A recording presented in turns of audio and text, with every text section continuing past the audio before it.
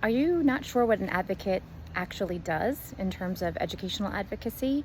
You're not alone. A lot of people don't even understand the benefit of an education advocate, and I'm here to explain exactly what it is that we do. My name is Anne, and I'm Anne the Advocate. I have been advocating for special education for over 12 years now. I started advocating when my daughter needed help in the school district, and after a very long battle with the school district, I realized that I had developed a passion for advocacy. And I was fortunate enough to work for a special education law firm that really taught me everything I needed to know about advocacy. But I want to explain what advocates are, what we do, and what we don't do. And I think I'll start with what we don't do. We're not special education attorneys, right? We don't have our JD.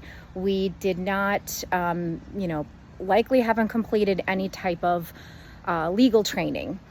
There's no certification for advocacy yet. I realize my hair is sticking straight up here.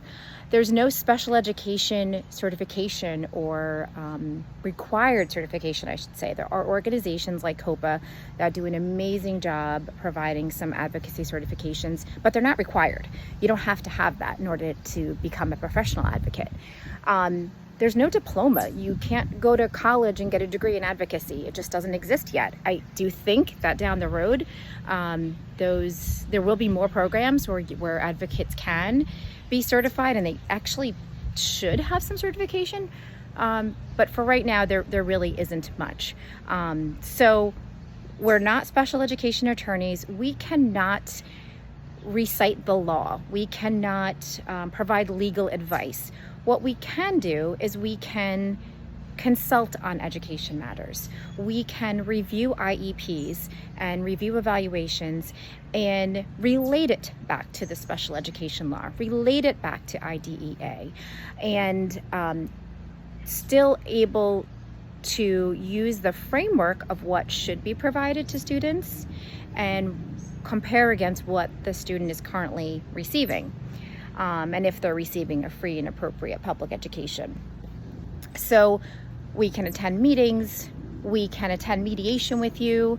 In some states, I know in New Jersey, we can attend due process hearings with you. However, we are not supposed to get paid for that, and I personally am not comfortable representing families in that way. So I, at that point would pass along my case to maybe an attorney. But how I am the most helpful to parents is walking them through the special education process from beginning to end. Most parents, myself included, don't understand the process. They don't understand even sometimes how to refer your child to the child study team. They don't know what happens after that referral is made. They're not sure what evaluations to ask for.